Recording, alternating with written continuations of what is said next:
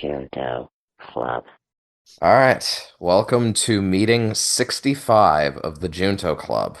The Junto Club is a podcast that was created by Shu Zhang with me, Michael Petnati, and Matthew O'Brien as second and or third mic to improve ourselves. It's inspired by Benjamin Franklin's Junto Club, which back in the 18th century would meet to discuss politics, philosophy, and events of the day in order for members to better understand themselves and the world around them. So we take that up and meet for every 3 weeks to 6 months to discuss topics that interest us and to teach each other things. So on today's episode, the main topic was meant to be longevity. So Mm. that was what was agreed upon between the three of us off air. And I will cover longevity. We've had 2 episodes that have touched on longevity in the past. Shu covered a book on longevity, which went through some of the tips and tricks that we can, sort of talk about again, like, the standard things you hear about sleeping better, having a more routine, keeping circadian rhythms, keeping patterns, keeping sort of a healthy lifestyle.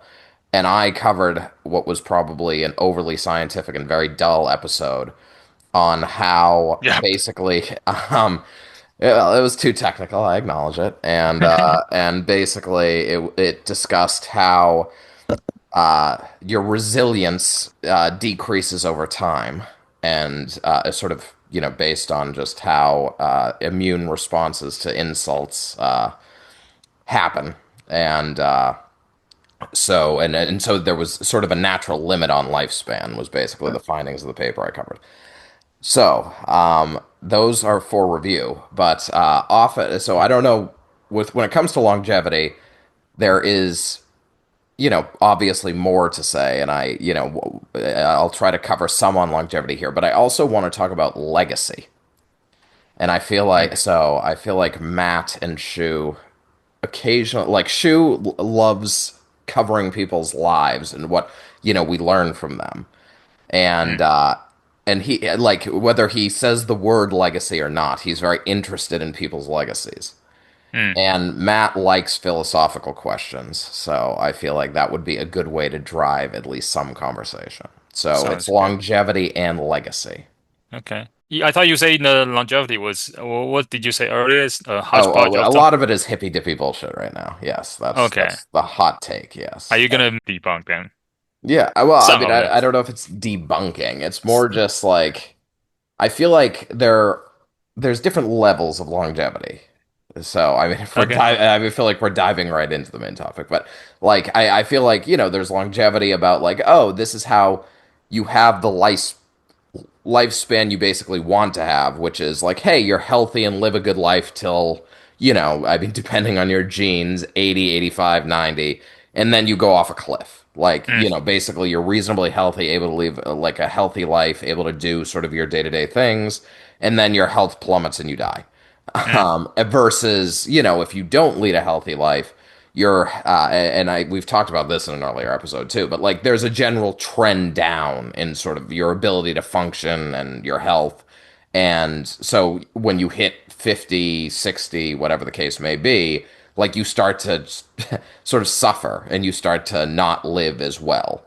And, that's obviously what you want to avoid. And so some of longevity is targeted at that, basically.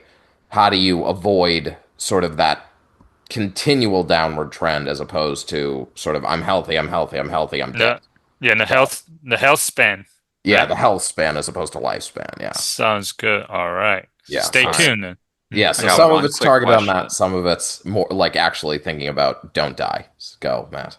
Just are we going to find out whether seed oils are killing us or not? I was not going to go deep with seed oils, but Why are we even having this talk? Never mind. Get this guy out of here. All right, all right. We'll save that for another episode. yeah. Sounds good. I actually don't know what sea oil, so let's talk about it later. Ignite me again. It's one of the new health crazes in terms of diet stuff. So, Really? Okay, Well, sounds good. episode, or on every episode or most episodes, Shu likes to start with a quote. So, Shu, take it away. Today, actually, I'm gonna not starting with a quote. again, recently just found a YouTube channel called Quotes. I'm gonna start with a revisit on Ben Franklin's quote. An investment in knowledge pays the best interest. Second one, he that displays too often his wife and his wallet is in danger of having both of them borrowed. You don't like it? You don't like that, man? I thought it was funny. I don't know if it's wisdom. This one is from Carl Young. If the path before you is clear, you are probably on someone else's path. I like that last one the best. If the path is clear, it's someone else's path. And it's not even saying it's like a bad thing, right? Mm-hmm. Like you stand on the shoulders of giants, you can make progress faster following what other people have done. Mm-hmm. But it's kind of like a recognize that one, if you really want to do something like new and novel. And in our last topic, we talked about how that can be, some people think it's very important, but it's going to be rough, it's going to be hard trying to figure out things that no one else has done. I don't know, just a perspective to keep in mind when you're trying to do that. Mm-hmm. It's not going to be the same as following others. Mm-hmm. All right. Mini topics. Do you guys have any? Well, you keep putting my rant. So Do you have any I'll rant about something that happened since an interesting article that happened since our last talk, which is here's the title. Ford shuts down $5.8 billion factory just months after opening as 1,600 workers lose jobs and lash out at manufacturer. Why did this plant shut down?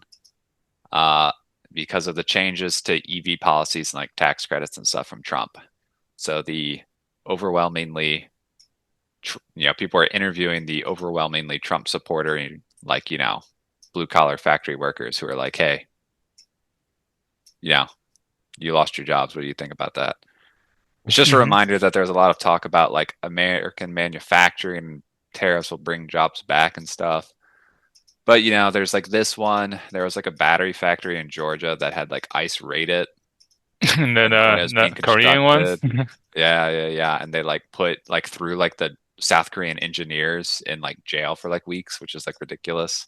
Okay. And they like shut down like a offshore wind thing near New York and stuff. It's like, oh, there's actually like a lot of actual American manufacturing and stuff happening, but if it doesn't, align with certain political goals, it actually gets cut, obstructed and stuff. So, I know I've been on a little bit of a Republican hate train lately, but they're kind of asking for it. So, yeah, It's another hate train. And that's another quote I recently heard. If you hate, you are defeated. Here's another quote I've heard recently, seen spread around more is, you don't hate Republicans enough. No matter how much you think you do, you don't. Anyway, all right. I want to try to not be too partisan. I'll try not to be too partisan, but because he lives in New York now.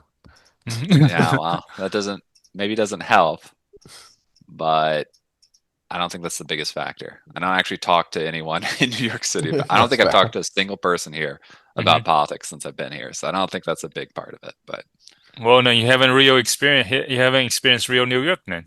That's true. I got to get involved in some local whatever hippie commune or something, but I haven't done that yet. Go to the park, join the people, and they're playing chess in the park. Right? That's true. I mean, there's lots of protests and stuff for various things. I could start going to them, but haven't yet. There's a protest even after Mamdani is mayor now. I mean, they got protests all sorts of stuff, both sides. People just come to New York. Sometimes people who don't live here just come to protest something, just to like, I don't know, because it's like the place to do it, I guess. Damn. All right, that's my mini rant. I'll promise for next time I'll find something that's not just being mad at poor Republican policy. So go back to again. That wasn't an article. Is the Ford factory got shut down, right? It was. But the article title sounds like it's blaming for the Trump's EV tax credit. Oh, because he cut. Right. He cut the credit. So this was part of Ford's plan. Was like, hey, we're going to make these new EV trucks, and tax credits help bring the cost down effectively. And when they cut that, like the demand for these sort of vehicles is going to go away because they're effectively much more expensive. Is it true though? Because Tesla is still doing pretty good, right? No? Well, I know Rivian. I don't know about Tesla. Yeah, I know Rivian sells quite expensive yeah. electric trucks, so Trucks, yeah. maybe. But I guess yeah, I'm not like super into the industry, but there might be like Ford might have been trying to scale for more like mass sales, like something more like widely available, while like Rivian and even Tesla are really more like premium stuff. So like, Hmm. yes, they do well, but they also like serve like a probably a much smaller scale than Ford is interested in.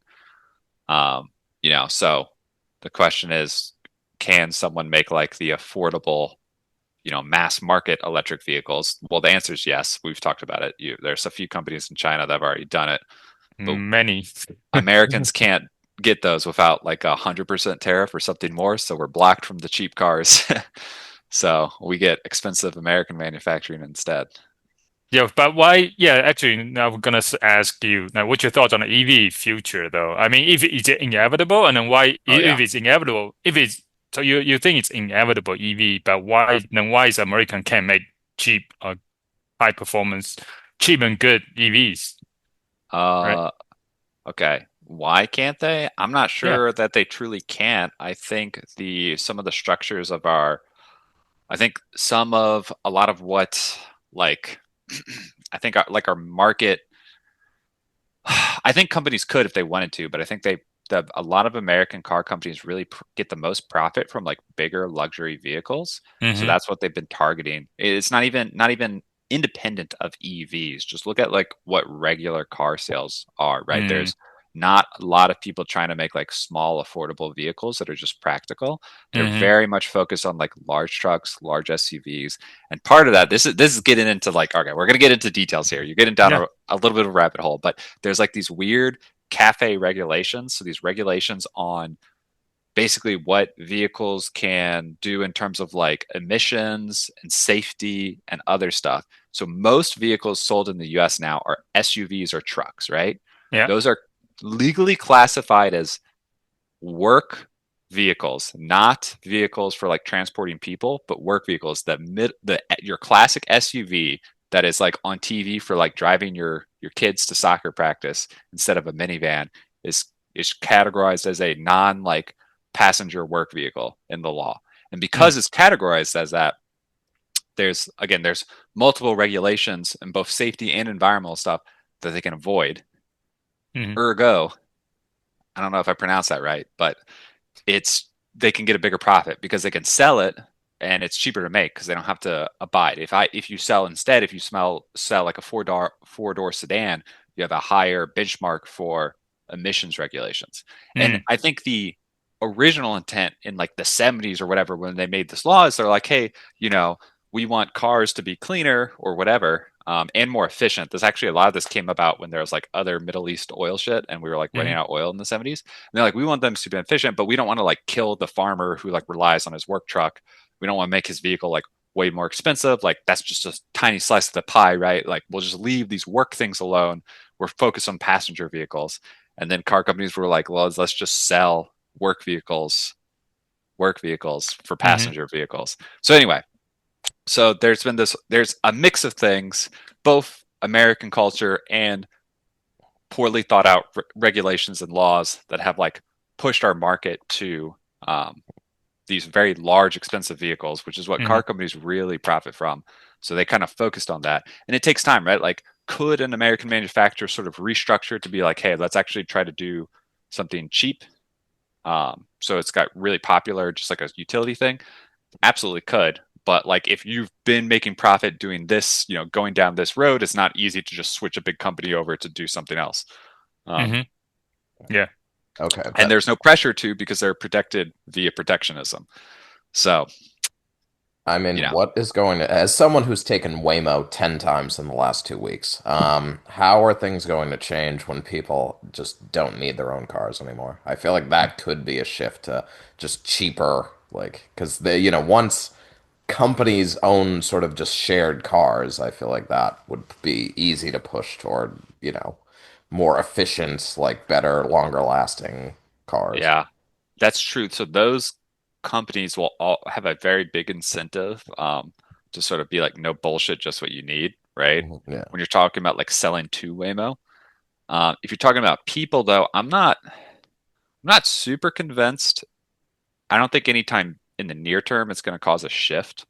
Like, I mean, just to be frank, most people who buy trucks are super popular, right? Only SUVs. After SUVs, trucks are the most popular car bought.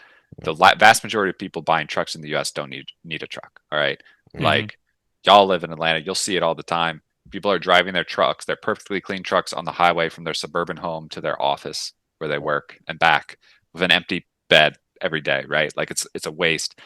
I think it's a lot of it is, I mean, just being frank, is like a cultural thing, like an image of themselves, or like they like the idea that like once a year they can like haul something if they need it. When it's like, well, you're spending so much money to have that ability, it would be like a fraction of the cost to just go rent from U-Haul once a year if you need to haul like a piece of furniture. So since some of this desire, I don't think is exactly. I know I'm dumping. If anyone listen to this podcast, there would be a truck owner who's like, fuck this guy, he's an asshole. But since a lot of it is is not utilitarian in the first place, I'm not sure that having the ability to have Waymo will make a big difference. Because I mean, you see this. So New York City is a rare, maybe the only place in the U.S. where it's kind of more inconvenient than convenient to own a car. And we see it like when we had these snows, you'll see people who like, their cars, they're like, oh, well, it snowed, so now I'm not going to use my car for a few weeks because there's snow piled up, and I'll just, take the subway and walk and do other stuff because you can do that in New York City. But the implication is, despite the high cost, they maintain a car that they don't really need just in case they want to use it for something, right? I don't know. So there'll be a shift. I think it's going to be pretty slow, though. Just with the general cultural mindset of like, you need a car. I need to have this ability to like have my own car at any time to do stuff. So going back to your hate of Republicans, based on the article, is like, based on what you say, it's not, you can't just blame Trump's tax credit, like cancel the tax credit, right? It just, well, that's what specifically killed this one factory, but I guess I'm trying to say that because Ford basically that makes a product or cannot make a good product that any people want. Otherwise, people buy it, right?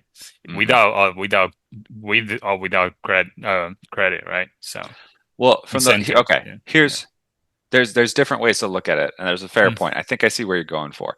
In my mind, we should do one of two things as a country. One, we should have free markets and allow for competition from other car companies, and either Americans get access to better, cheaper cars, and or our own domestic industries catch the fuck up. And maybe there's a little bit of pain on that, but they don't become, antiquated. Or if we're going to be protectionist, we should then also invest. Like if we're going to do this whole, we're not allowing other companies from other countries because we want to protect our domestic industry. Well, let's invest and grow that domestic industry, right? But that's also what we're not doing. So we're both blocking foreign electric cars and we're de-investing in domestic electric vehicles.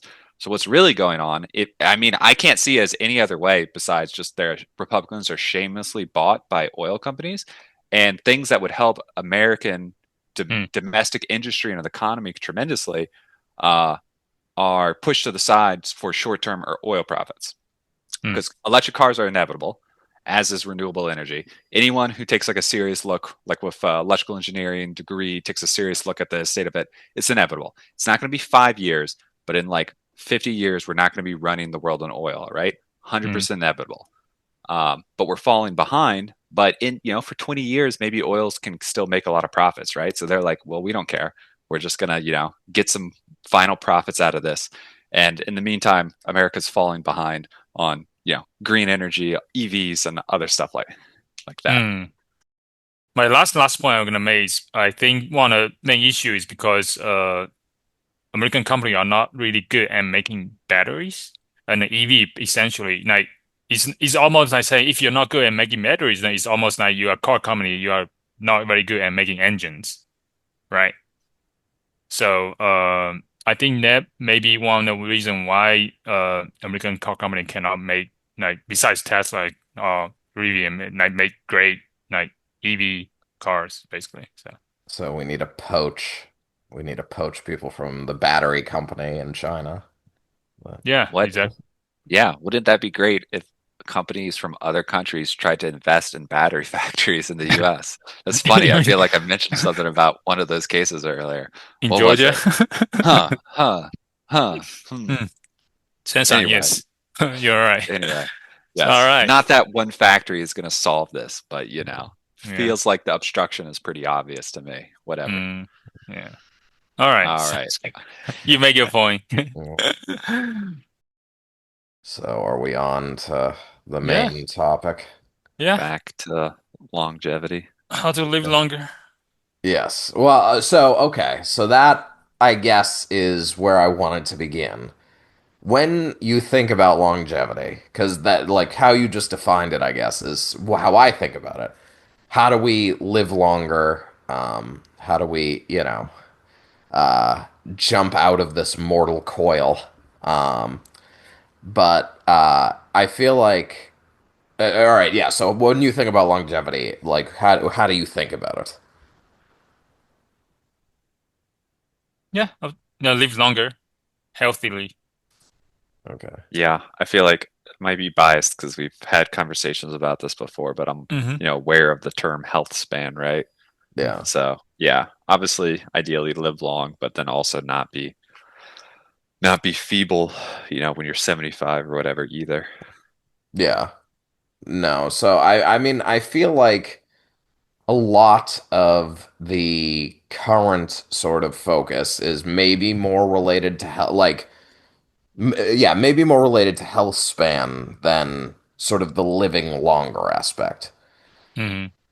Because, so, I mean, as I've said, like, sort of, we covered a book on longevity last with Shu that looked at sleeping better, eating better, like, sort of just like very basic things. Yeah, Um, mainly focus on your metabolism. So, metabolic dysfunction is the key, I guess the key drivers of all the other diseases, right? All the diseases like, heart disease, what else? Diabetes, right? So to prevent the metabolic dysfunction, you just, get some more zone 2 exercise in, basically. So, yeah, and I mean, I guess when it comes to thinking about so there's sort of that piece where it's like, okay, metabolic dysfunction is important, and hmm. as metabolic dysfunction increases, like like parts of you start to wear down, like you struggle more with like you struggle more with like activities you used to be better about, but Hmm. it's not necessarily like like there are mechanisms within you that are going to kill you regardless, right? Hmm. So I mean that's what I guess maybe I'm trying to tease out a bit here is if you eat well, like if you eat well, you sleep perfectly, you're going to live okay, say you not doing that you live to 65 or you live to 65 healthy. Doing that maybe you live to 75 healthy. Hmm. But ultimately you die because like quite literally like you are programmed to like your cells are programmed to stop reproducing, and Hmm. the replication process is also an imperfect process. Hmm. So because the replication process is an imperfect process, we have evolved such that cells will stop reproducing to prevent things like cancer. But then that stage where your cells are lasting longer causes build up, for lack of a better way of saying it, that ultimately leads to your death, regardless of Hmm. how you live. So I would really like for longevity to be sort of look at two things because there's the live well, but Mm-hmm. and I think there like a lot of the people that are talking about like I want to live like some some of the branding has bothers me. So there's like have you heard of Brian Johnson? Yes. Mm-hmm. That's the You talk guy you. who's like trying to use his son's blood and stuff, right? Yes, yes. So his company is called Blueprint, and literally their like thing is like or their saying is like don't die. Mm-hmm. And they sell like a host of supplements that Okay. like it's pure supplements and like he he says a lot of the right things in the sense of like oh we like it's all measurement based protocols and but he's not running like or it doesn't seem as though they're running the types of studies you would need to not die. It's sort of like they basic like he will be on these supplements. He measures his known like his biomarkers over time and Mm-hmm. shows like oh like my biomarkers are staying stable or even getting better. I'm like I have the testosterone of an 18-year-old and and it's like all right like but we Mm-hmm. don't have good data at scale about like how testosterone relates like testosterone over time relates to heart disease like so it's like all these like all these supplements all these Mm-hmm. other things like we just don't have the data on. So it's like I agree like I think we have enough data on sleeping well and eating well and taking care of your exercising regularly. Like there is data on that to say okay your health span will be longer, but there isn't like when it comes to actually extending life. Mm-hmm. I think we're just way off the mark right now. Mm-hmm. Like, So, yeah, go. oh yeah, I was gonna say we are way off the mark. So how do we get on the mark? Get back on the mark? So my greatest ambition is measurement. Uh-huh. So I don't think we will necessarily live to see the benefits of this, but like I think we're getting So what's the better. point? Well, Well, maybe you and me, Mike, not Shu. He's too old, but yes, yeah, exactly, yes. I was speaking specifically to Shu there. But no, I think that like we need measurement and like measurement is getting cheaper, right? Like we have wearables, which I think is useful. Mm-hmm. Like we can better understand how our like certain parts of our physiology is changing over time. But Mm-hmm. the key thing we're missing is like we're missing outcomes Mm-hmm. and we need better outcome related data collection. Mm-hmm. So, so this is an example. Like, so I said longevity right now is a bit hippy dippy bullshit. Mm-hmm. So going back to Brian Johnson, he recently took a particular hallucinogen. Okay. There's a reason I use hippy dippy there, but he took like a particular hallucinogen to better understand like its health effects Mm-hmm. on because I mean we've done an episode of course about like how hallucinogens can help with mental health and depression. So he did a scientific sort of study or for lack of a better word like where he took like a big dose of like mushrooms I believe and basically like they measured like his blood pressure weeks later, like and basically showed like some level of drop in certain stressor, like or like biomarkers related to like stress and like on the body and things like that. And it's Mm-hmm. like, all right, that's interesting, but it's like it's one person, it's like very short term sort of data and it's not tied to anything with respect to like actual like it's sort of not tied to sort of death or cardiac events or anything else. so Mm-hmm.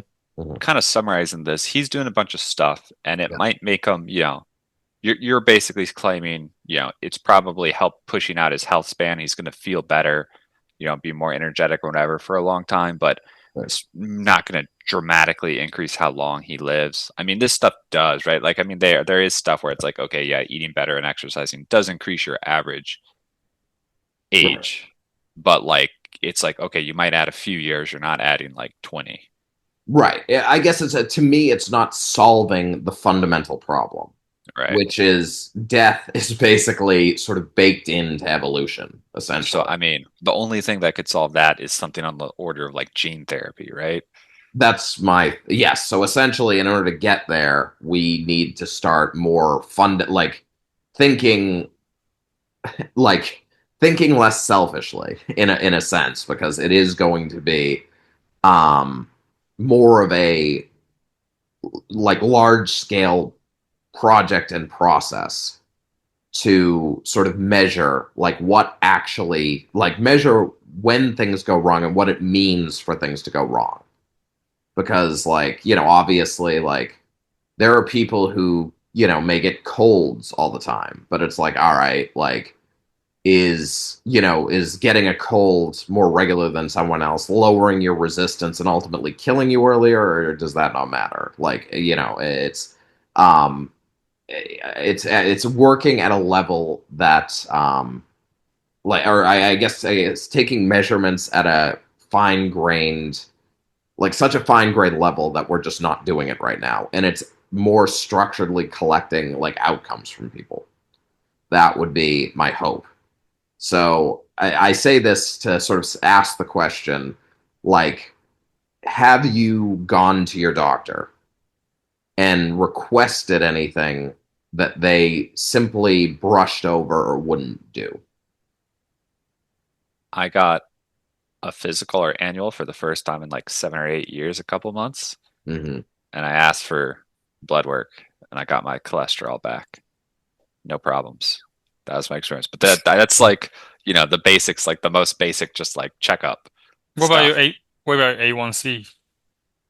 It was probably in there. They had like a bunch of stuff, but there was nothing of concern, right? So, Mm-hmm. but it's probably the most generic, like, blood work, whatever, that you run. I don't know everything in there. The only thing I bother to look is cholesterol because I eat a lot of fried food. So I'm always like, am I getting old enough that I got to cut back? But not yet, baby. But even cholesterol is not the right.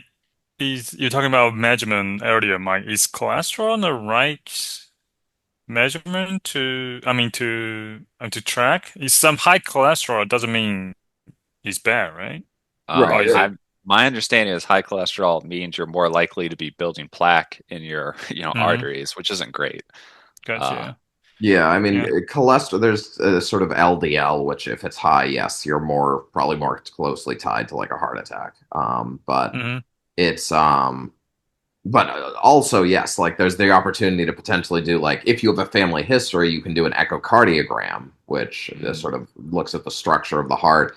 And I guess, for example, like you could have like very narrow arteries for as an individual, and Mm-hmm. you might not need the amount of plaque that another person would need to have a heart attack. So it's just thinking about like those type, like there's not a one size fits all for these types of things. So okay, but you asked this as like a personal question. Have you, yeah, asked your doctor for something? But that's not how people are gonna like figure this out, right? Like you would need like wide scale, data on many people with like detailed test results, and then they're like what happened, like how they died, right? To yeah, actually learn something. I think they, a lot of these tests, like, yeah, doctor just say unnecessary because you also don't want to over test either. But, right. right, yeah. I mean that. There's also a debate between how much test you should do. Sometimes too much test might not is kind of bad for you too, right? So. Well, yes. I mean, you can't. Yes, the burden of having your blood drawn, is you Mm, can't do that every day, or you're potentially limiting your health span at that point. But like, hmm it's there. So there is like I guess a line to walk, but I guess in my mind, like A1C is sort of pretty a standard sort of yearly physical hmm measurement on blood. So it's good to get, but these annual physical measurements, it's just a snapshot, right? Like we Yeah. don't know how much like variation there may be in an A1C, or well, I mean, I guess from diabetic patients, we probably have a good idea, at least in that population, how it's changing. But I guess the picture we have of people are snapshots. So like Mm-hmm. your blood pressure can be 100 at night and 160 or during the day, and like depending on when it's taken by a doctor, like they can say, oh, you have high blood pressure, or they can miss it, or like you may, like, for example, like I had a family member who went to the doctor, and she has like white coat syndrome, so she gets like super nervous when she goes to the doctor, and her blood pressure was literally like 180, or systolic blood pressure was like 180, which is like go to the ER basically. Mm-hmm. And it's like then she took it later at home because she was not near the doctor, and it was 120. So Mm. it's sort of like these snapshots, like they say like, oh, it's rooted. We're making decisions rooted in data, but it's like the data is meaningless. Like it's a very a very sort of gray, messed up picture. Mm-hmm. So, So Yeah, it depends on the data, right? Mm-hmm. yeah. I think Yeah. Go ahead. I feel like I understand your argument, but I'll get confrontational just for fun for a little bit. But like you're saying, we need to collect more data, Yeah. and that will lead to us being able to better understand the mechanisms that lead to death, and then we can try like as the precursor steps to like figuring out how to delay or prevent that, right? Yeah. Like, and that's like a long term. This is like the colony on Mars of health stuff, right? Like super Yes. long term. What could we like start doing to work towards this like you know paradigm, like human paradigm shifting thing, right? um and that's cool, and I don't think that's bad, but you know you called other stuff, Brian Johnson, or like the other longevity stuff that's popular now, hippy dippy bullshit. But like in a way, that stuff's actually like, assuming it's real, not just like made up nonsense, right? It's like they're giving you actionable things you can do today to actually like help your own life. You're talking about like, a multi-decade long project that, people generally alive today won't really benefit from, probably. It's like Mhm. something for like future generations to like solve like the change the human condition, right? Mhm. So yeah, Yeah. again, cool, but the hippy dippy bullshit, if anything's more concrete, right? Yeah, who care about the future now? I'm not gonna be there for. Well, yes, but so I guess I have two thoughts on that. So I say it's hippy dippy bullshit a little bit because of the marketing. So I mean, sort of the don't die marketing sort of bothers me because it overpromises, right? It's like if you sleep well and you take my supplements, like you can live forever. And it's like I think Marketing we can I think we promising, that's rare. Yes, yes. So I mean, I guess it's sort of like I believe we can figure out sort of the mechanisms that break down our body and potentially like correct those. It's going to be, as you say, a substantial undertaking that will far exceed our lives, but at the same time, I think it can be done. So, sort of simplifying it to the point of like if you take omega-3 fish oil and you sleep from 8 p.m. to 4 a.m. and like you do this type of stuff, like you're gonna live so much better. It's like, well, like maybe, but no, you are right that like if people lived healthier, like actually weren't drinking alcohol all the time and like doing things that are actively harming them, then we'd see a healthier population. Like there's no doubt about that. What So, about sea oil? so yes, Yeah. What about seed oil?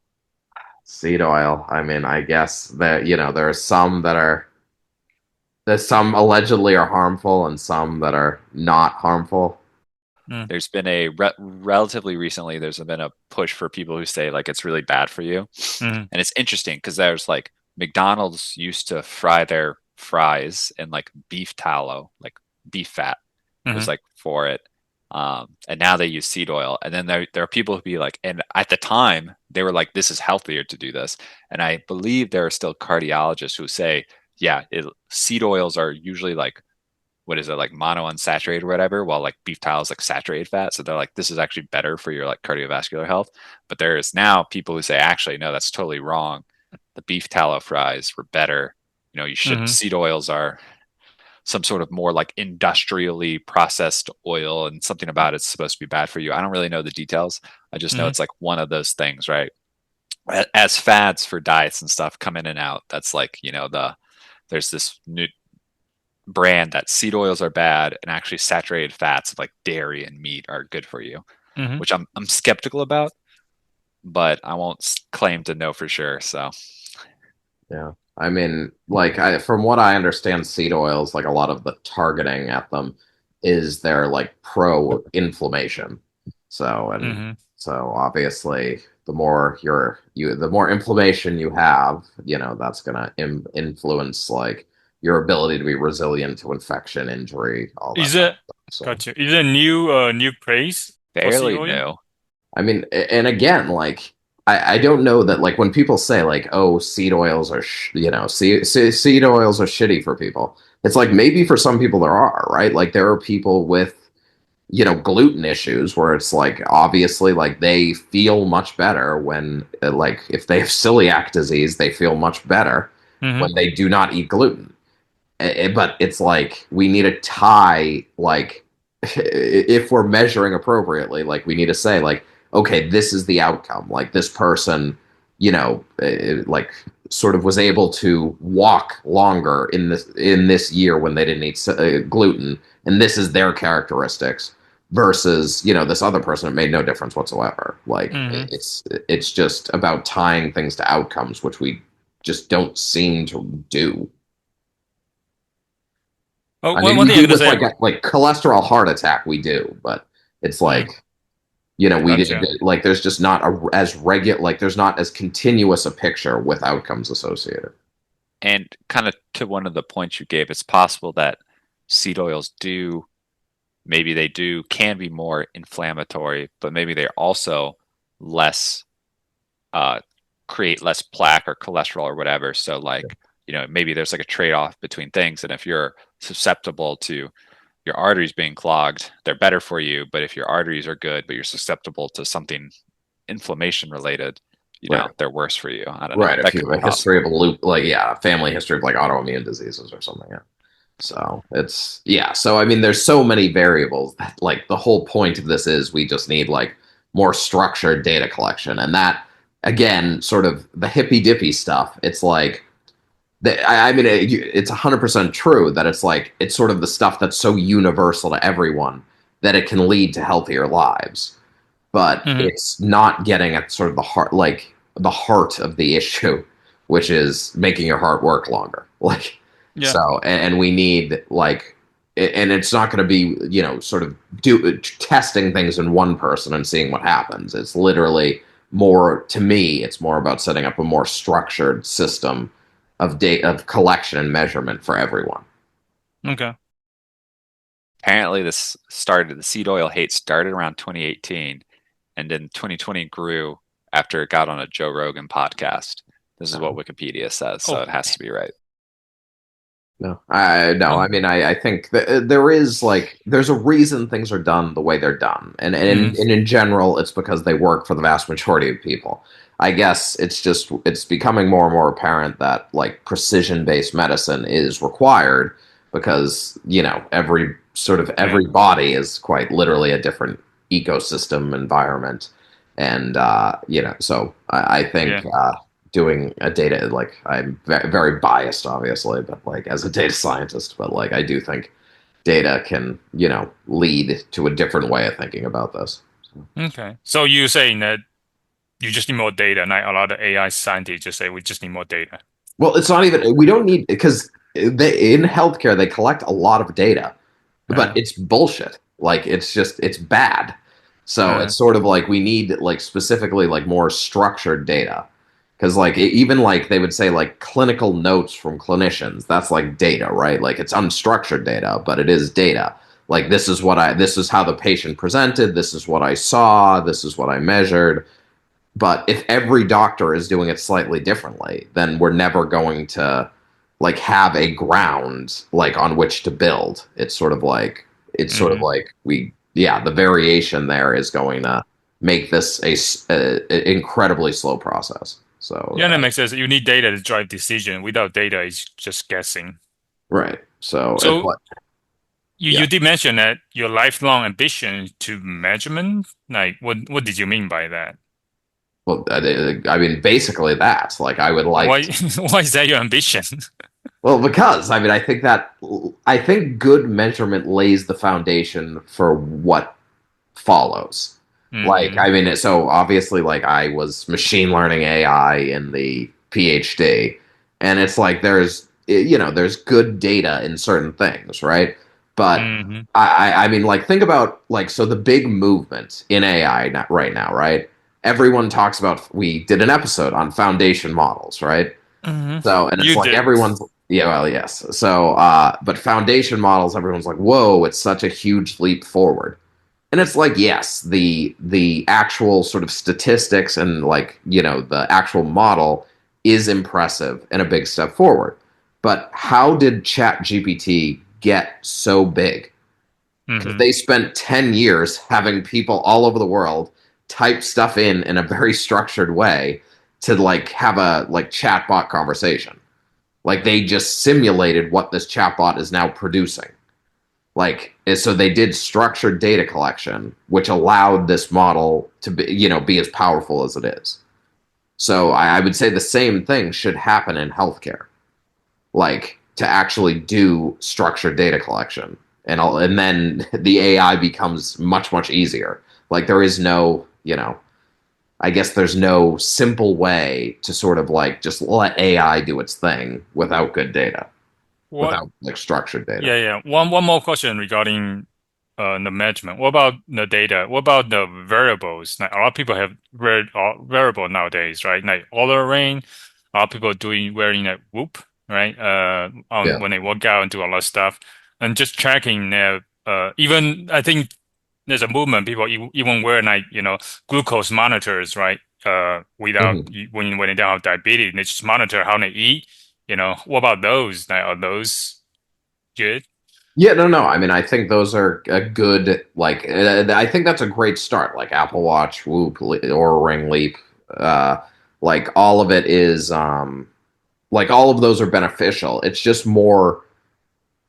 So there's an opportunity with those to build something like a foundational model to understand how we move, like how our like how potentially how our vital signs are changing over time, and Mm-hmm. that would allow for potential detection of like deviations in that, which Mm-hmm. I think could be like a start.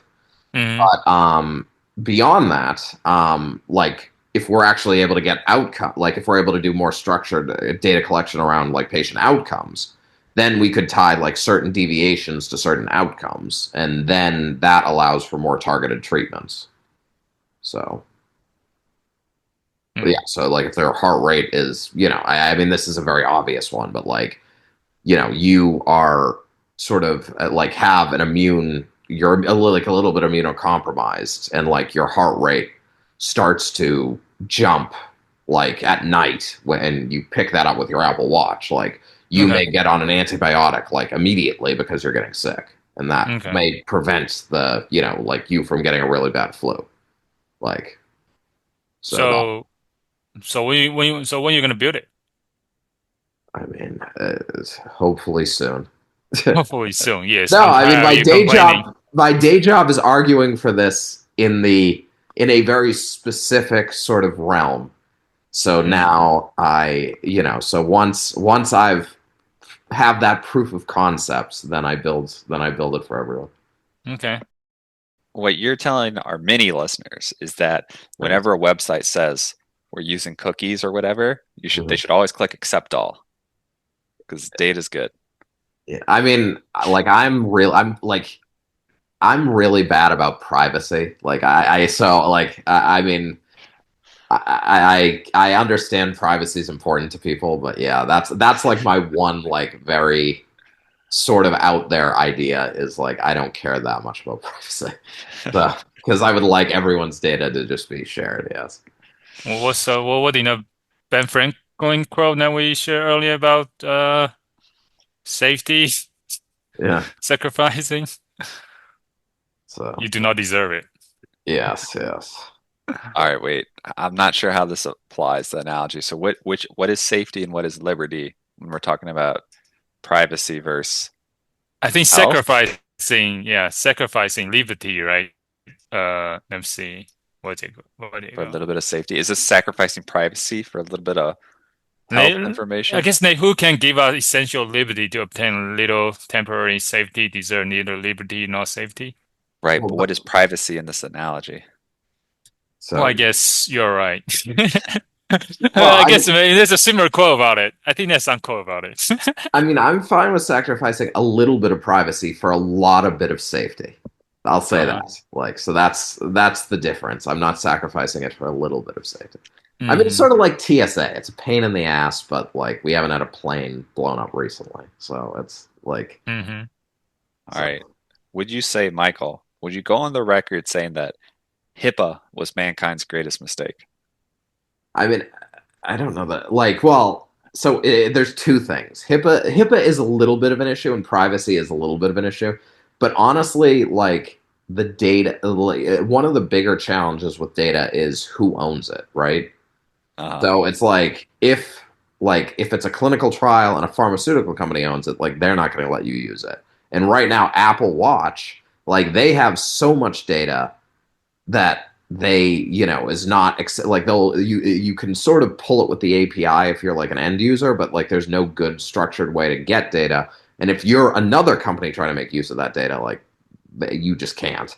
So it's sort of like so privacy and HIPAA is yes a struggle, but also it's right now another big struggle is they're just it's a bunch of different sort of entities that own different types of data and they don't play nice.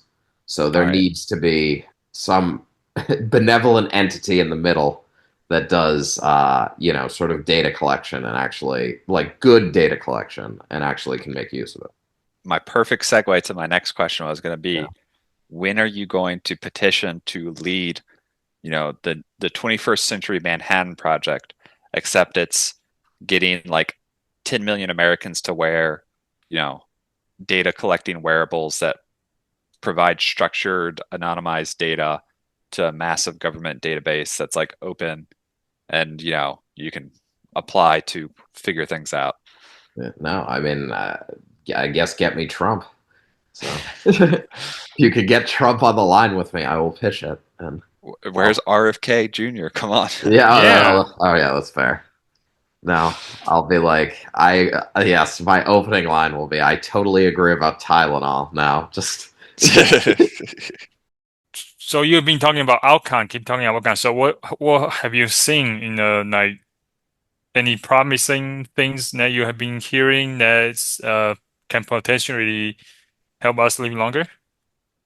I mean, promising things that can help us live. I mean, I think Besides collecting data, but that's gonna take years. That I be long dead then. So I need yeah. something Well, I quick. mean, I think the concrete things you can do are just the things people think say forever. I mean, that's what bothers me because it's like I understand like maybe it's being normalized more because something Brian Johnson said that I found interesting recently was like he said within I can't remember the time scale he gave, but he said within the next however many years or maybe even year, he feels like it will be social faux pas to have poor sleep and drink a lot like which and I'm like I could see like I do feel like it to some extent our society is moving in a direction of being healthier like it Hmm. is like especially with like GLP-1 agonists and things like that like people are getting fitter like being obese is becoming like less prevalent in more developed countries like so I could see sort of a shift away from like party lifestyle to some extent like sleeping better. I don't think it's going to happen as fast as he thinks, but I think like that like those types of things are going to help you live better and live longer. It's just yeah, it's not solving the problem, the Yeah. underlying problem. Yeah. What about life extension? Like I mean, you live long, I mean, healthier health span, but what about extending the actual lifespan? I mean, see, that's where I mean, like, I would say probably avoid getting like, or to the extent possible, like avoid overexertion, like avoid injuring yourself, because like there is like at least some evidence that like your resilience, like so your body can obviously heal, but the more your body has to heal, the more sort of production is happening, right? Like so like Hmm. inflammation is repairing, cells are being regenerated, and that replication process is an imperfect one. So it's like Mm. there's more that can go wrong the more you have to replicate. So if you're like perpetually sort of beating up your body, perpetually getting sick, like then that is going to kill you faster. So I mean that's part of the reason like things like good sleep, good eating, regular exercise to sort of like make sure you're not obese and, you know, crushing joints and things like that. Like those things are going to help because like you're essentially not like making your body as optimal as it can be given given the potential like issues inflammation has. So So you're saying That what doesn't kill you doesn't make you stronger? well, what doesn't kill you? Yeah, Doesn't that's a good quote. Yes, it maybe make you stronger, but doesn't make you live longer, I correct. guess. Yes. So what doesn't kill you makes you stronger, but doesn't make you live longer. Yes, a strong fire goes out faster, something like that. yes. Well, no, this is actually so have you heard there's been experiments where they've like borderline starved mice, basically lower their metabolism via caloric restriction. Hmm. Um, and then they like show pretty significant longevity increases in like years lived. And I think there's kind of a natural kind of along the thought of what you're talking about. It's like, well, if you literally just if you don't eat enough, like your body will literally just kind of slow down your metabolism and Right, all these processes of like replication and stuff slow down, and maybe you sort of like drag that clock out, right? If you theoretically have so many times where your cells can replicate before they either just die off or become cancerous. right, So there's kind of like the athlete lifestyle, which is where you are actually explicitly beating yourself up to like recover a lot, right, and that helps some things, right? Like you'll have a strong heart, so you might live well for long, but then at some point, you crash off. And then this is like a alternative theory of you probably won't be as healthy in general right, if you're like always kind of on the edge of like not quite enough calories, but assuming you don't get, a specific disease, your potential lifespan might actually go up. I don't know if you've heard of that ever or have any thoughts on it. No, I mean, to me, it does make some sense that yeah, I think you put it well, like slowing down the clock. I mean, and I mean, I do think like obviously this is a small amount of data, but like I do feel like a lot of like professional athletes, for example, like you don't necessarily hear them living to 100 oftentimes. Like it's often their lives are cut sort of tragically short, often by things that like, you know, whether it be cancer or what like things that arise, you know, often later in maybe the more general population. So Hmm. Speaking of going slow, it looks like giant turtle can live to 100 to 200 years. Hey, aren't yeah, lobsters like biologically immortal? Why don't forget about turtles? I think yeah. jellyfish, it says immortal jellyfish, but it's biologically immortal. Then it can be reverted to a younger poly state, polyphase state. I was gonna say, I feel like jellyfish kind of cheat because they like, yeah, it's kind of like they like revert life stages. So it's Hmm. like, oh, it's the same jellyfish, but like, it's like if you could turn into a fetus without any of your memories or learning, Hmm. like it's like, even if it's technically you, it's just a new life at that point, right? Hmm. But the lobster is also biologically immortal, and it doesn't do any sort of reverting. I think. Fact check Interesting. me. Fact Okay. check me. Are Yeah. lobsters immortal? Okay, maybe not immortal, but very long living. Functional, functional, biologically immortal. Oh, maybe they are. Yeah, Biologists biologically immortal. choose Yeah. Hmm. the Hayflick limit. Do you know what this is, Michael? No, say that again. Mayflick. Hayflick. Oh, The Hayflick. Hayflick limit or Hayflick phenomenon is the number of times a normal somatic differentiated human cell population would divide before cell division stops. Okay. Anyway. I mean, because I saw an interesting post recently about like, so it was talking about how, a lot of this, like drugs we develop are based on like mice models and things like that. But Mm. mice, like basically their lifespan is rough, like, so in general, like larger animals tend to live longer. So it's like based on their size, their expected or their life expectancy is roughly equivalent to humans, like based on size. So there Hmm. is a different type of rodent that has a lifespan that is like longer, or maybe mice is even shorter than humans, like based on size or something like that. But there's a different rodent that either has like an equivalent lifespan or even like a longer lifespan based on size. So they were arguing for using this rodent and like experimentation because like improvements in life expectancy, like with that particular rodent, like may translate, like actually help people because like current models for interventions like specifically targeting life expectancy, like they may be like, oh, like that's just stuff that like has already been figured out in humans, or like just evolution has taken care of or something like that. So Mm. So I thought you're gonna talk about legacy, right? yes, I mean this honestly went Well, longer than I yeah. anticipated because of the discussion, but yeah, All right, you I got mean we 10 can. minutes. Legacy, go. Yeah, no. I mean, I honestly, my segue into this was going to be like, since we will likely die, so Great Shu, segue. yeah, since we will Upbeat. likely die, like Shu is fascinated with, these CEOs and like, their journeys, and I guess it got me thinking about like, well, since we would likely die, like, what do you want your legacy to be? If that is the truly the only thing that can be immortal for now. Hmm. Hmm. So Is that a question for us or just a thought?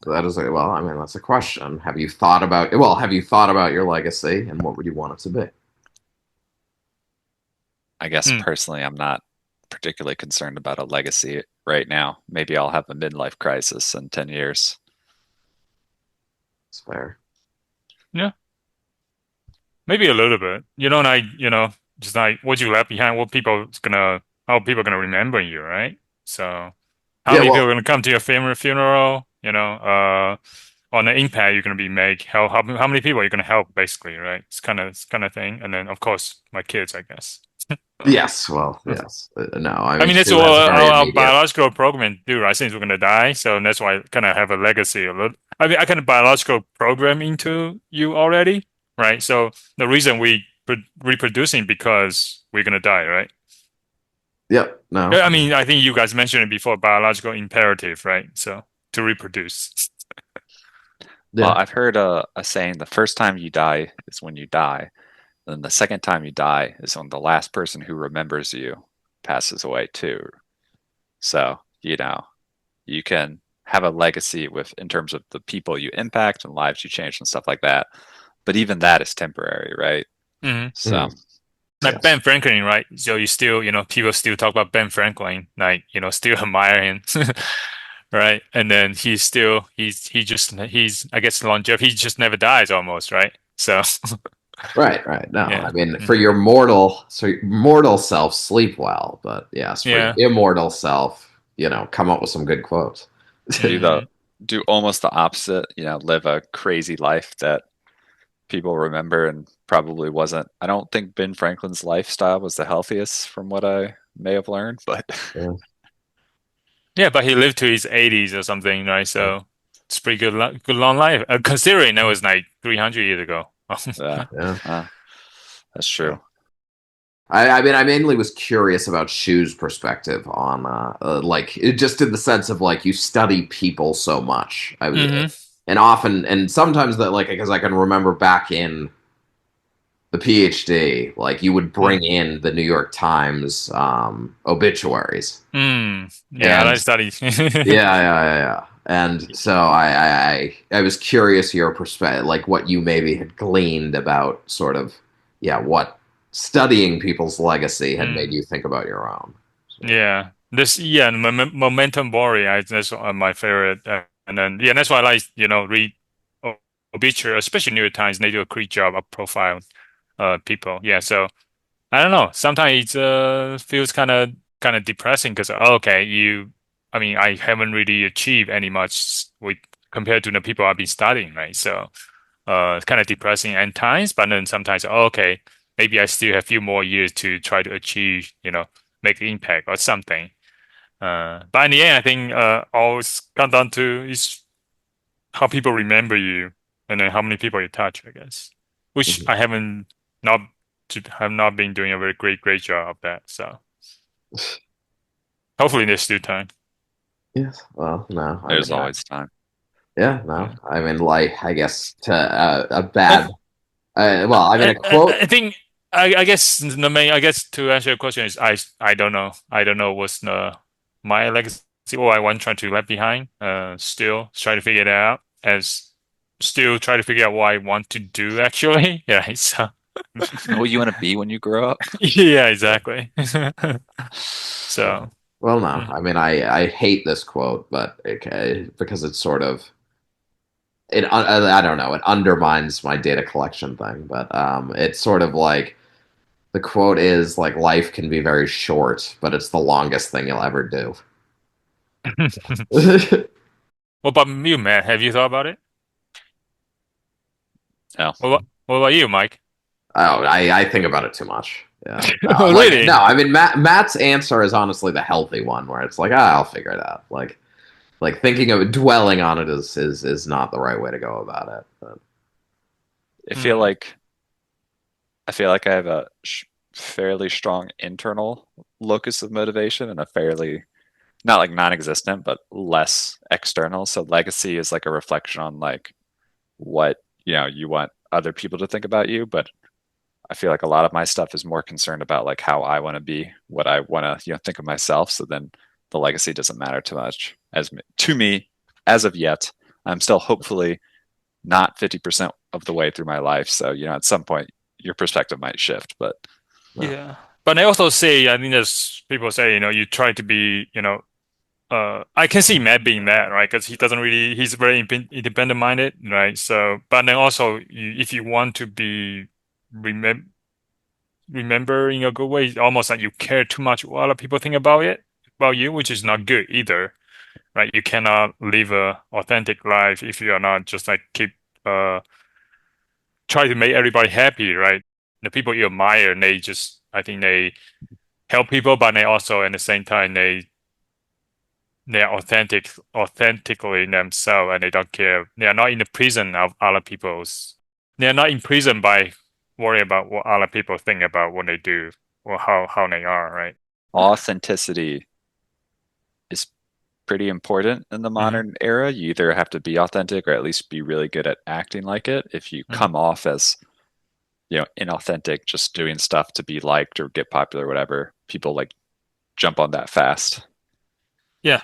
And then also you are unique only if you are authentic to yourself, right? You can like everybody is unique, but you just need if you try to not be yourself, true self, then you are not unique anymore. You try to be fake it, right? So Right. and then you can only make your unique contribution if you are authentic and being yourself.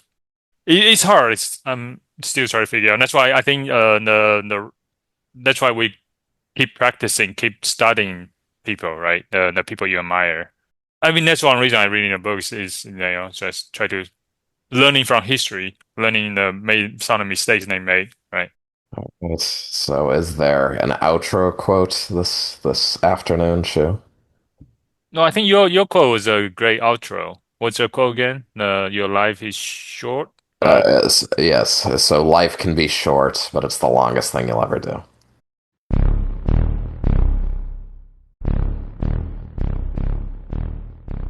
Junto Club.